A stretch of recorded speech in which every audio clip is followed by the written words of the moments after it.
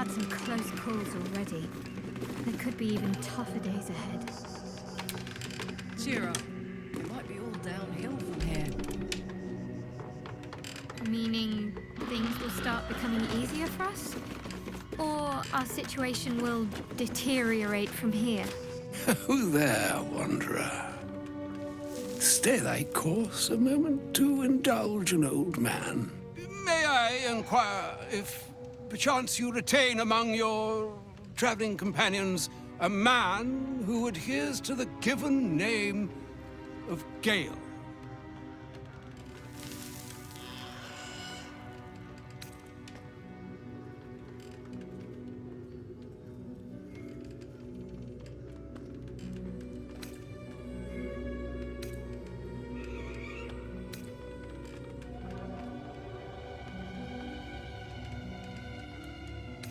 Should it be the nature of our acquaintance that interests you, well, you may safely classify Gale and I as friends. Should it be the nature of your present interlocutor that you desire to drag from the dark and unknown, I shall be glad to aid in your quest for illumination and identify myself as Elminster. Elminster Ormar. Now, if this answer satisfies you, let us linger no longer in this limbo of indecision, but settle on your knowledge of the individual I seek.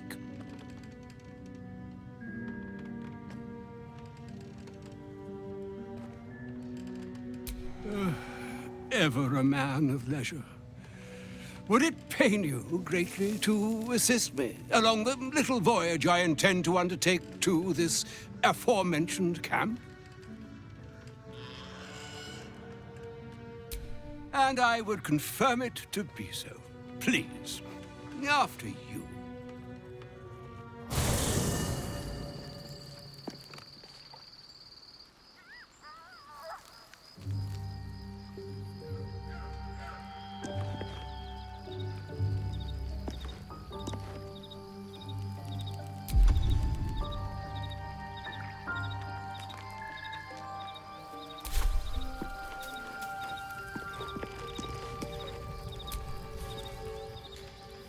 My thanks for your excellent guidance.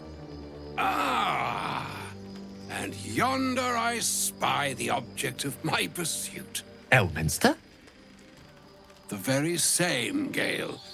And a fair bit miffed he is, too, finding himself forced to expose his best pair of boots to so many miles of country road on your behalf. I don't understand. How so on my behalf? I was bid to spare neither time nor my own self to find you. She sent me, Gale. You know of whom I speak. But why? Out with it, Elminster. Please. Young man, has your sojourn away from Waterdeep washed away your decorum as well as your patience?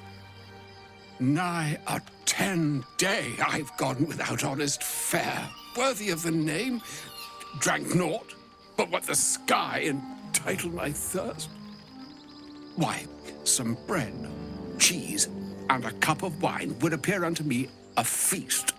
Surely you won't begrudge me a mite of rest and repast before I get out with it?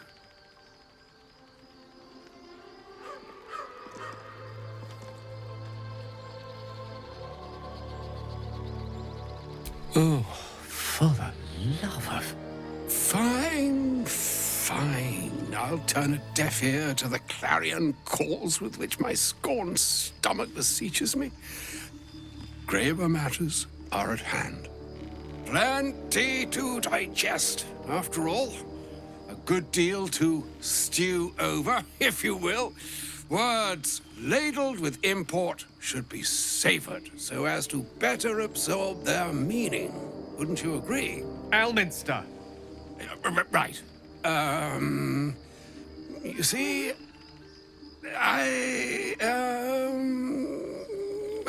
well, that is to say, Gale, my boy, I've come to address a most pressing matter. I'll speak as plainly as I can, forswearing the accustomed frills that decorate my speech.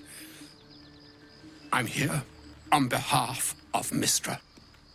The message and the charge I bring you are hers.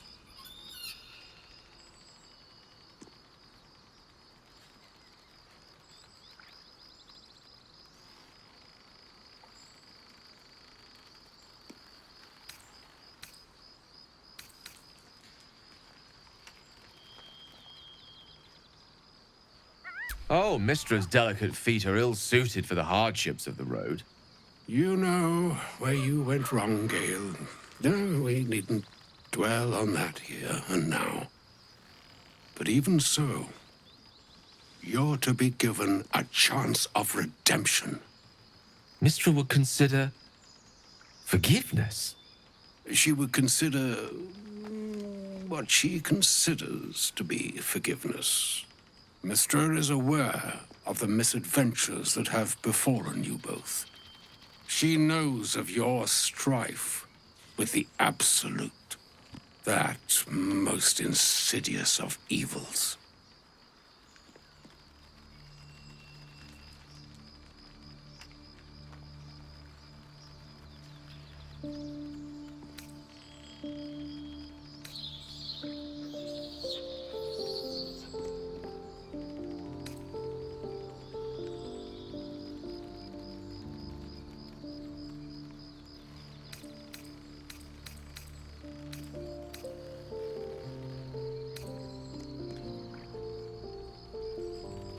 They choose the instruments of their will with great precision. Sometimes the single drops we think we are do not realize what waves we are building up to be. Do not discount yourself, and by the same token, do not discount your enemy. You must know that the Absolute is more dangerous than you can possibly conceive. It threatens all who live, even those who are undying. It threatens the gods, the weave, the very fabric of the universe itself. That is why I have come here to charge you, Gale, with its destruction. It is Mistra's belief that only you can.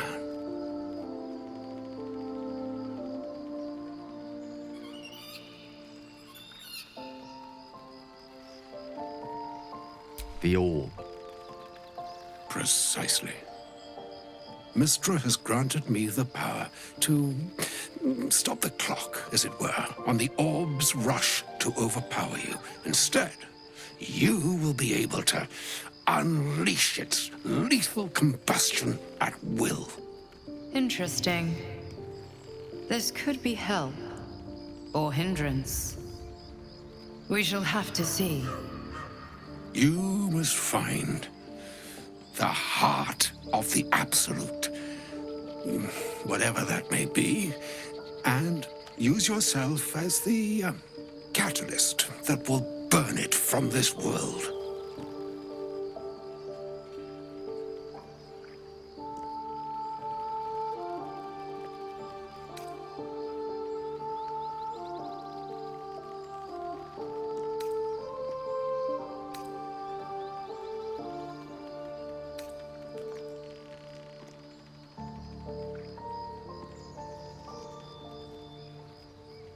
He is not. But it seems that Mistra is. It brings me no pleasure saying this, my friend, but such is Mistra's will. Yours must be the sacrifice that will undo the Absolute, and for your sacrifice you will be redeemed. Such is Mistra's promise. With that, I've said my sorry piece, and need only bestow unto thee the charm I was bid. Mina hastra mistrariel, Italion, thras annas difra.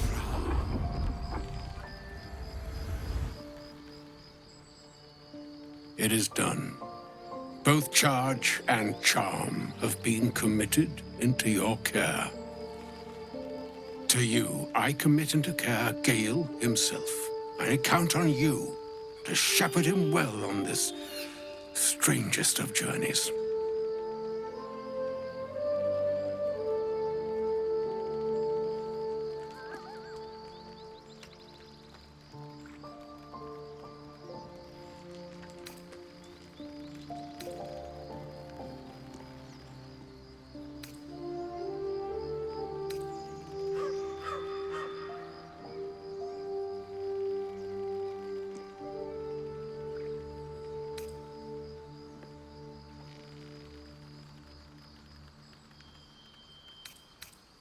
Or some other fortune altogether.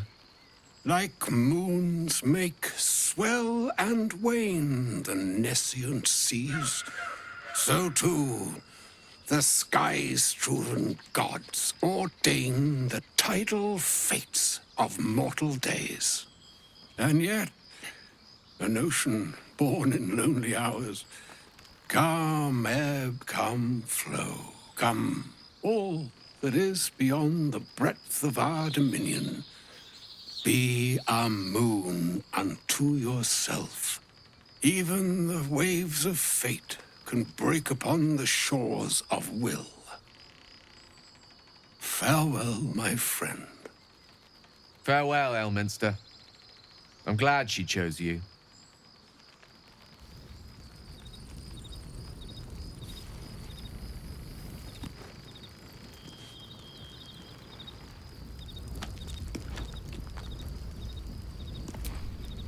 An audience with Elminster is never less than memorable. I'd have hoped to introduce you to him in less dire circumstances. But those are hard to come by these days.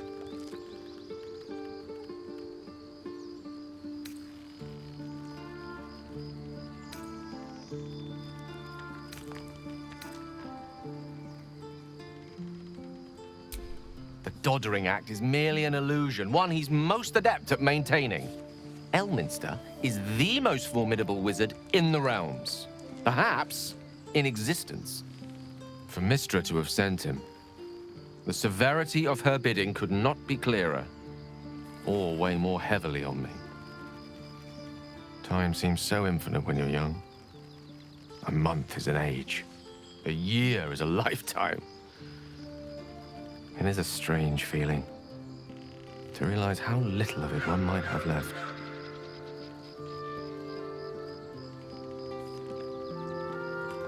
Of course, we offer the clearest solution to our problem. All I have to do is find the right place and time, close my eyes, and let go.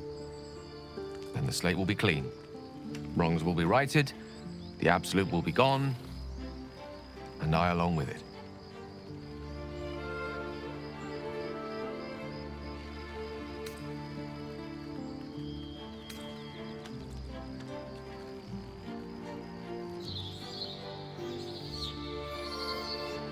No doubt she has the power to do so, but as for the permission, Ao would not look kindly on her meddling in mortal affairs.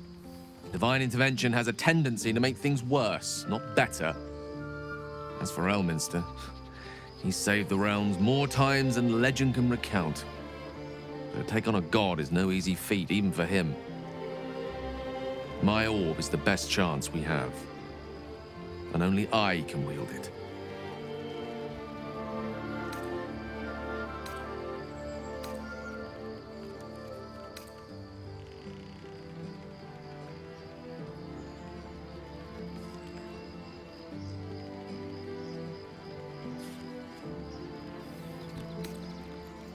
If there was, I'm sure the goddess of magic and the greatest wizard who ever lived would have identified it. But alas, only one solution is offered. That remains ahead of us for now. The heart of the Absolute must be discovered before I can stop its beating.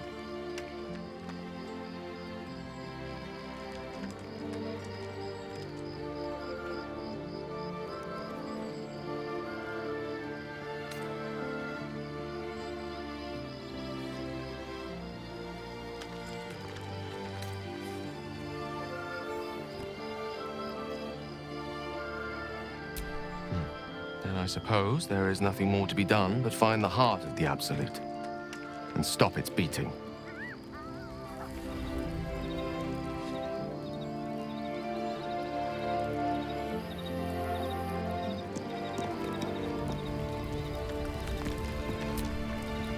I can't believe Mistress demanding Gale sacrifice himself to destroy the Absolute. It's just a waste of a perfectly good cult that we could be controlling. And a waste of a perfectly good Gale, I suppose.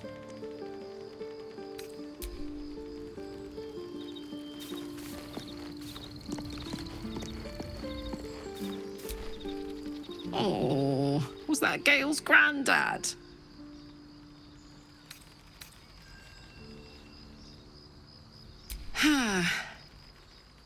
It doesn't ring a bell. But all right. Must have had something important to say to Gale if he came all this way. Good news, I hope.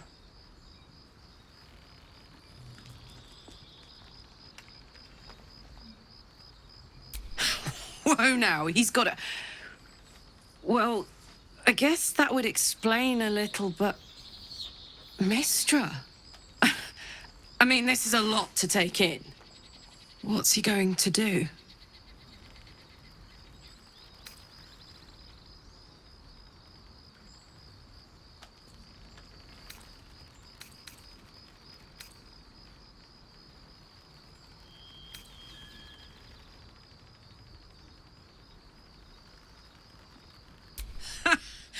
Fuck me. There's devotion and then there's stupidity. If the god of magic can't handle this without sacrificing Gale, she's no god at all. Poor Gale. He must be in bits after hearing that. I'll distract him. Tell him I haven't read a book since secondary school. Watch his face melt off.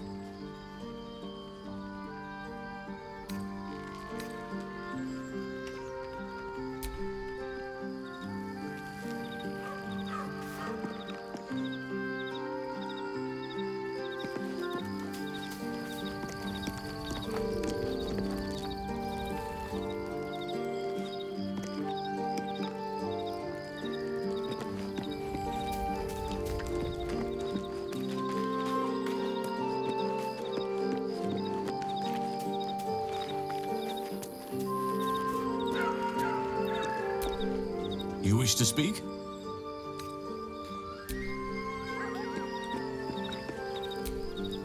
A shame my first brush with the famed Elminster couldn't be a tad more optimistic.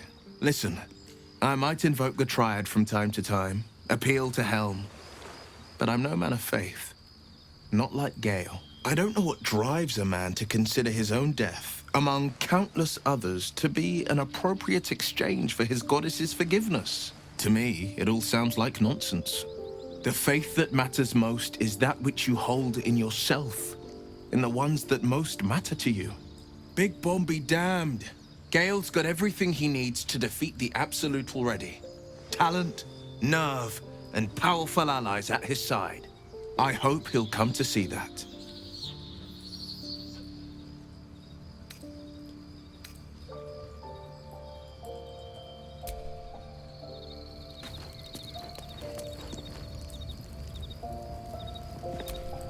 Fate spins along as it should.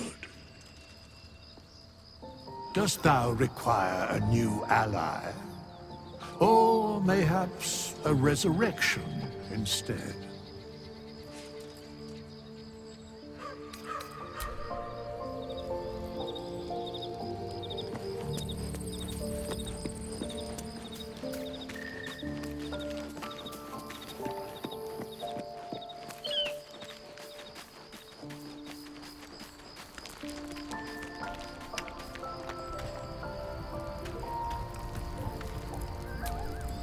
Elminster. Even the Githyanki have heard tell of the Sage of Shadowdale. Some of his works have been translated to Tirsu. That doesn't mean his every word carries wisdom, however. Near as I can tell, Mistra demands Gale's faith, but holds no faith in him. Why else would she demand Gale sacrifice himself, and perhaps so many others? Does she not think he can destroy the Absolute with his own immense talents? Does she not know the mighty company that he keeps? Demanding Vlaakith may be, but she acts for the good of the Githyanki people. Mistress concerned only for herself. Bah. Perhaps he'd find forgiveness in a fiery death. But I can't help but wonder why he'd want it at all.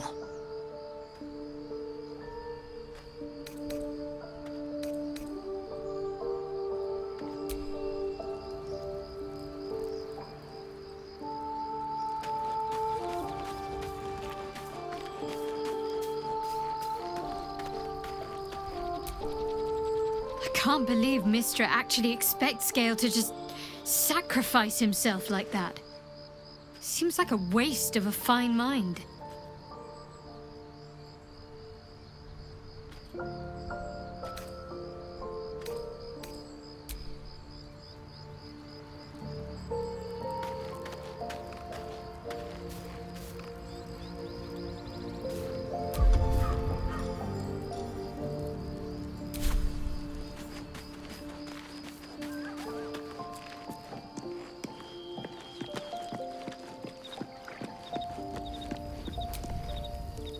Go ahead. I'm listening.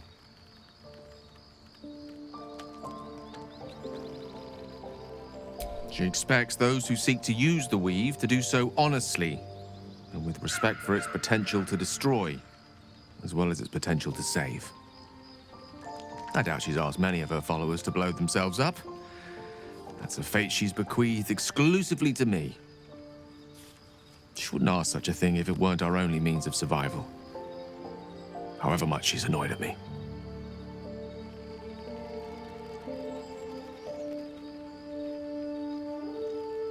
Oh, you know me, ever the optimist.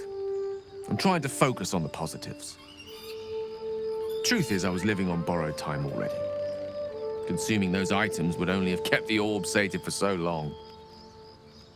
If anything, I feel more at peace than I have in months. At least now I know my death will have purpose. It won't be a distant bang in the footnotes of history.